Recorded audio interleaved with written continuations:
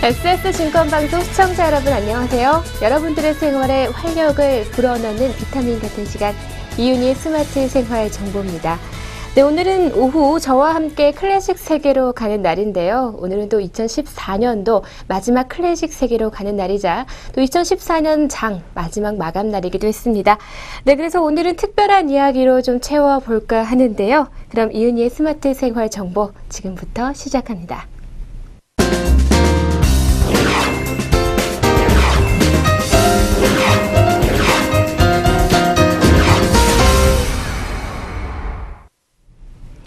오페라 공연 티켓은 대체 왜 이렇게 비싼 걸까요?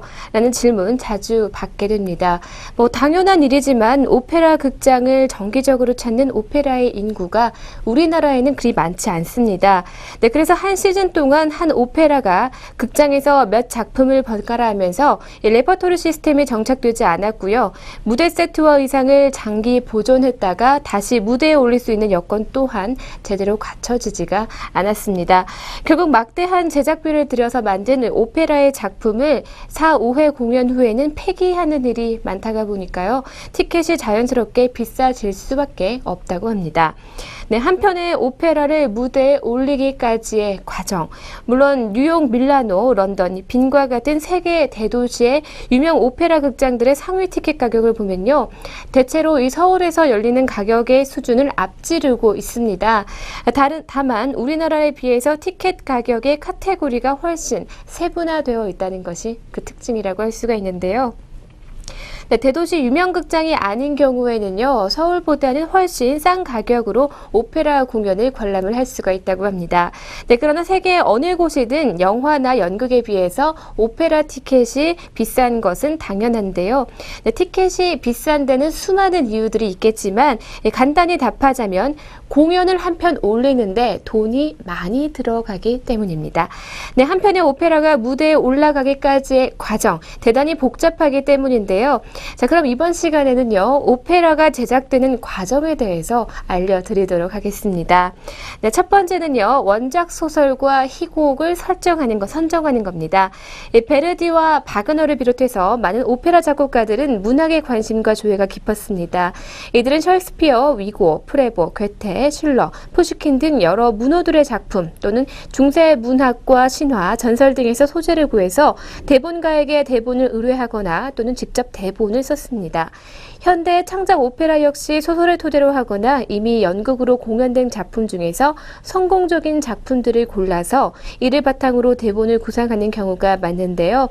이미 예술성을 인정받은 문학 작품이라면 작품 구조나 표현 측면에서 당연히 관객에게 설득력을 갖기 쉽기 때문에 그런 프로그램으로 신작을 하게 됩니다. 다음 두 번째는요, 이 대본 집필과 작곡 과정을 거치게 되는데요. 문학 작품을 오페라 대본으로 만들 때 대본가와 작곡가는 함께 상의해서 원작 주인공의 성격을 바꾸거나 특정 에피소드를 첨삭하기 시작합니다. 대본가와 작곡가가 원작 스토리의 결말을 변경할 수도 있고요. 우선은 대본을 완성한 뒤에 작곡을 시작하는 것이 일반적이지만 초연 날짜가 촉박한 경우에는 대본가와 작곡가가 나란히 앉아서 거의 동시에 대본과 악보를 완성하는 그런 사례도 있습니다. 오페라 작곡가는 성악 파트와 오케스트라 각각 연주 부분이 모두 작곡된 총보를 완성해야 되는 그런 과제가 있습니다. 네, 다음 세 번째는 정말 중요하죠. 캐스팅 과정입니다. 대개는 대본과 작곡이 끝난 뒤에 배역을 맡을 성악가의 캐스팅이 시작이 되기 시작하는데요. 네, 그러나 오페라 작곡가가 작곡하기 전에 이미 그 배역을 적합한 가수를 정해 놓을 때도 있고요. 그 가수의 음역이나 기교 능력에 맞게 아리아와 중창들을 작곡하는 경우가 19세기까지는 더 많았다고 합니다. 배역을 맡은 가수를 정할 때는 음역과 음색, 연기력과 외모, 상대 배역과의 조화 등을 모두 고려한다고 합니다. 네, 그리고 다음 네 번째는요. 연출, 무대 디자인, 조명 디자인과 의상 디자인, 그리고 분장의 과정이 있습니다. 19세기까지는요. 작곡가가 직접 이 무대 연출을 하고 초연의 지휘까지 맡는 것이 일반적이었다고 합니다. 하지만 현대에는 새 프로덕션을 기획하는 오페라 극장 측에서 연출가를 따로 선정하는 것이 대부분인데요. 우리나라에서는 오페라 공연 단체들이 매 공연마다 오케스트라와 합창단, 무용단을 정해서 함께 작업합니다. 무대, 조명, 의상 디자인을 연출한 사람이 도맡아서 하는 경우도 있지만 대개는 각 분야의 권위자가 맡아서 전체 팀을 이루고요. 발레나 현대무용이 들어가는 경우에는 안무가도 당연히 필요합니다. 요즘은 이 모든 분야의 책임자들이 함께 모여서 토론하고요. 통일성 있는 작품 컨셉을 만들어가는 것이 일반적인 과정이라고 할 수가 있습니다. 네, 그리고 이번에는 드라마투르그와의 작업이 있습니다. 공연할 팀이 확정이 되면 출연자들은 원작과 대본을 문학적으로 분석하는 드라마투르그의 해설을 들으면서 그 작품의 역사적, 사회적 배경을 익히게 되는데요. 작품의 분위기에 익숙해지기 시작합니다.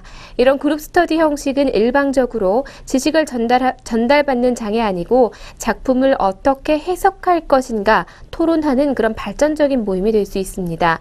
드라마투르그는 연출가의 고유 영역을 침범하지 않는 범위 내에서 가수들의 배역의 캐릭터에 있어서 깊이 있게 살려낼 수 있도록 조언을 하기도 합니다. 네, 다음은 정말 좋은 무대를 가꾸기 위해서는 개인 연습이 필요할 텐데요. 배역을 맡은 가수들은 우선 곡과 가사를 암기를 하게 되고요. 피아노 반주자와 가창의 문제점들에 대해서 대화를 나누면서 개인적인 연습을 통해서 배역에 익숙해지도록 또 노력을 합니다. 그리고 7번째는 피아노 리허설이 있습니다. 지휘자와 연출가, 출연 가수들이 함께 연습 무대에서 피아노 반주로 리허설을 갖는데요. 연출가는 가수들에게 상세히 연기를 지시하면서 연기에 대해 해당 배역의 가수와 직접적인 의견을 나누기도 하는 그런 과정입니다. 네, 그 다음 8번째는요, 오케스트라와의 리허설이 이어지는데요. 실제로 공연이 이루어질 무대에서 세트를 갖추고요. 그리고 오케스트라 반주로 본격적인 리허설이 이루어집니다.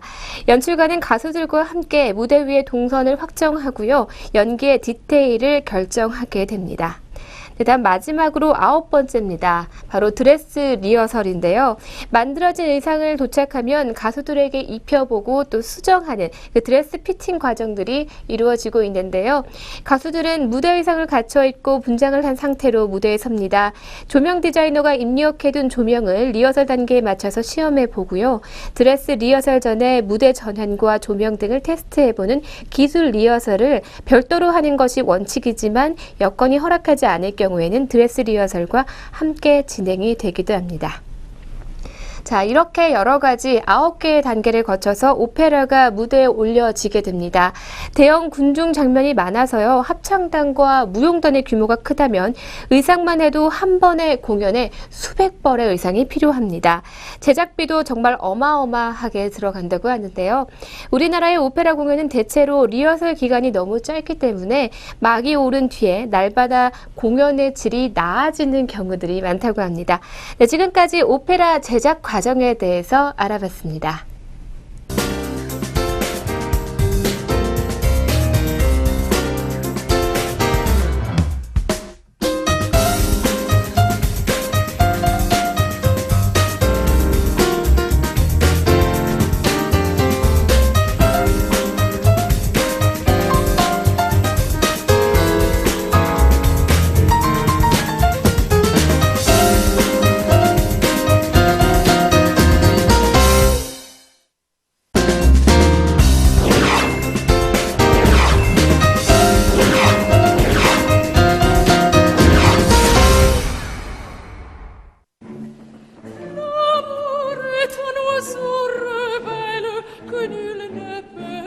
apprivoiser, et c'est bien on va qu'on l'appelle, s'il lui convient de refuser. Rien n'est fait, menace aux prières, l'un parle bien, l'autre se tait. C'est l'autre que je préfère, il n'a rien dit, mais il me plaît.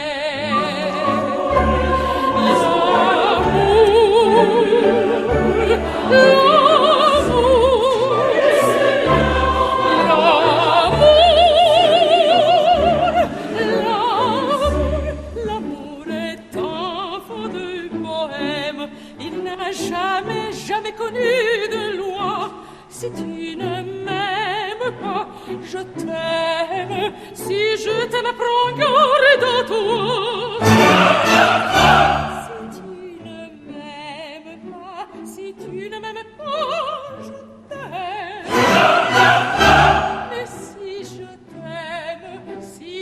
t'aime.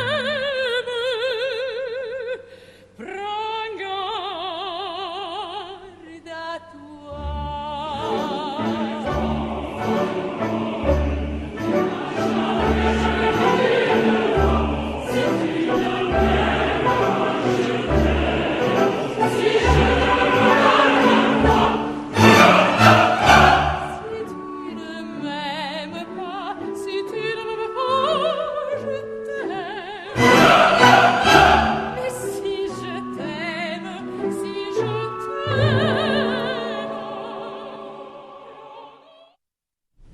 네, 함께 감상하고 오신 음악은요, 오페라 비제 카르멘 중의 하바네라였습니다. 네, 세계에서 가장 유명한 오페라는 무엇일까요? 실은 세계 3대다, 4대다 말할 만한 그런 오페라는 없습니다.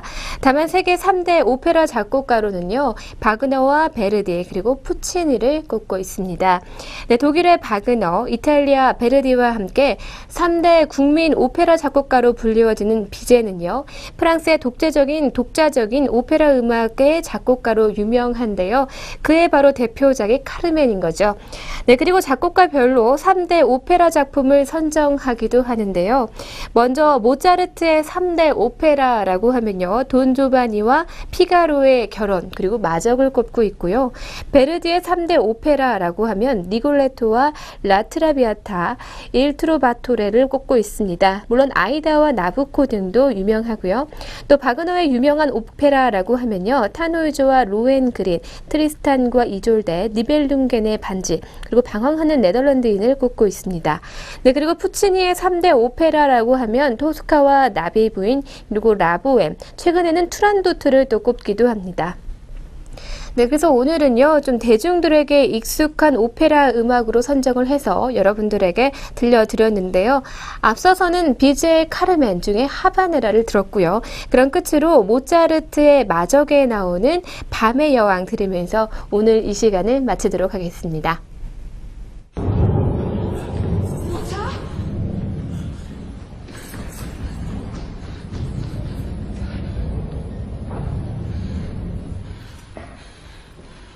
Mutter!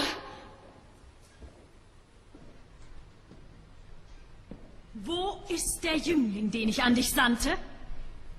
Oh, liebe Mutter, der ist der Welt und den Menschen auf ewig entzogen.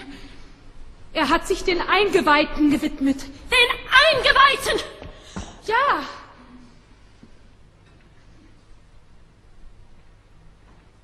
Unglückliche Tochter. Nun bist du mir auf ewig entrissen. entrissen? Oh, fliehen wir, liebe Mutter! Unter deinem Schutz trotzt sich jeder Gefahr. Schutz! Mein liebes Kind, deine Mutter kann dich nicht mehr schützen. Mit deines Vaters Tod ging meine Macht zu Grabe. Mein Vater! Dein Vater übergab freiwillig den 7-fachen Sonnenkreis, den Eingeweihten. Als ich ihn darüber beredete, sprach er: Weib, meine letzte Stunde ist da. Alle Schätze sind dein und deiner Tochter. Nur den 7-fachen Sonnenkreis wird Zarastros so männlich verwalten wie ich bisher. Forsche nicht nach Wesen, die dem weiblichen Geiste unbegreiflich sind. Deine Pflicht ist dich und deine Tochter der Führung weiser Männer zu überlassen. So ist der Jüngling auf ewig für mich verloren. Verloren! Siehst du diesen Stahl? Er ist für Sarastro geschliffen. Du wirst ihn töten und den mächtigen Sonnenkreis mir überliefern. Aber Mutter!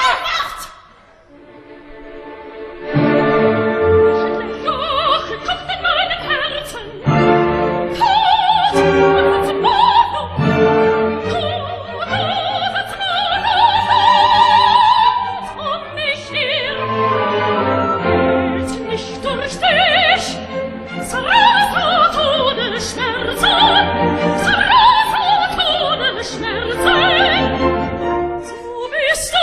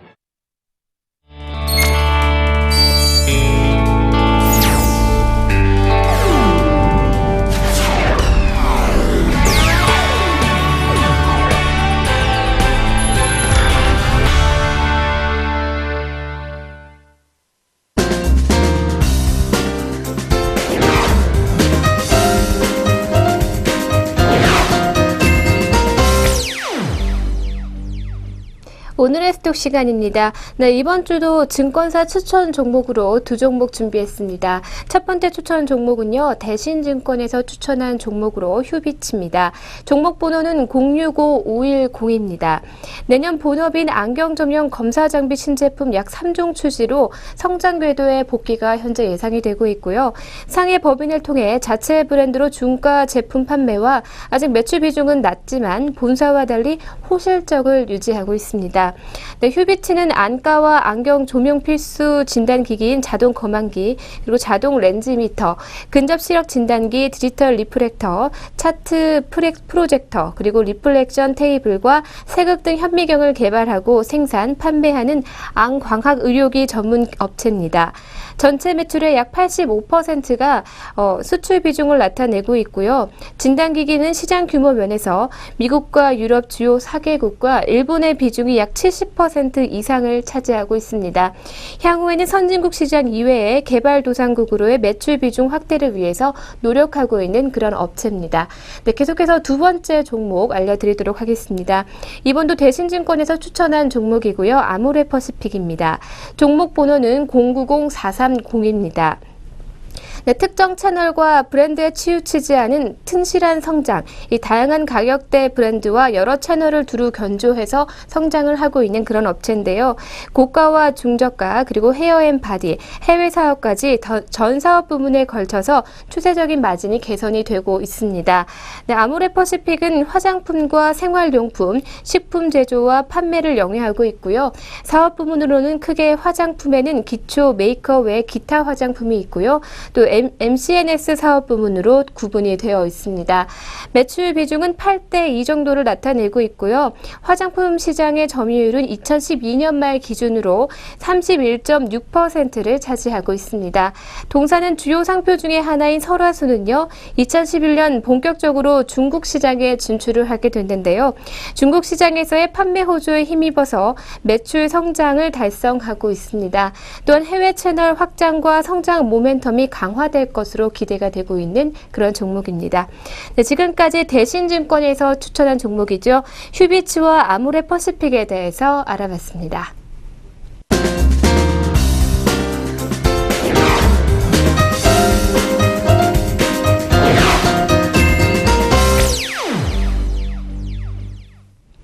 네, 여러분들에게 즐거움과 재미 그리고 감동을 드리는 시간이죠. 오늘의 펀앤필입니다. 한 대의 피아노에서 네 손가락이 어우러져서 춤을 추듯이 연주하는 영상이 있어서 제가 오늘 준비를 해봤는데요. 그럼 지금부터 함께 감상하시죠.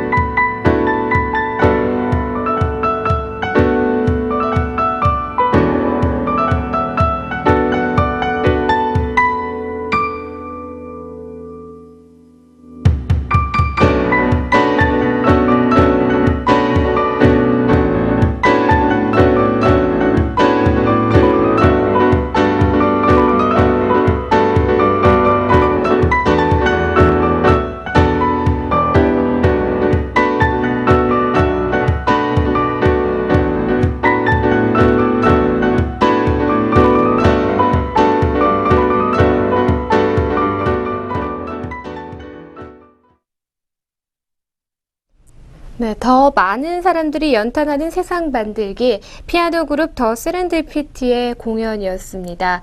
네, 클래식한 악기를 좀 더 대중들하고 가깝게 느껴지도록 하고 있는데요. 실은 우리가 피아노라고 하면 솔로 연주 악기로 가장 대표적인 대명사가 되어 있는데 이렇게 연탄을 하게 되면 보다 즐겁고 또 그리고 재미있는 시너지 효과를 줄 수 있지 않을까 하는 그런 생각이 듭니다. 네, 편곡을 직접 하기도 하고요. 그리고 자작곡들도 많이 올라오고 있다고 합니다. 네, 그들의 열정이 고스란히 묻어나는 그런 영상이었고요. 앞으로도 클래식한 악기를 보다 대중들에게 더 많이 알릴 수 있는 그런 계기가 됐으면 합니다. 네, 오늘의 펀앤필은 여기까지입니다.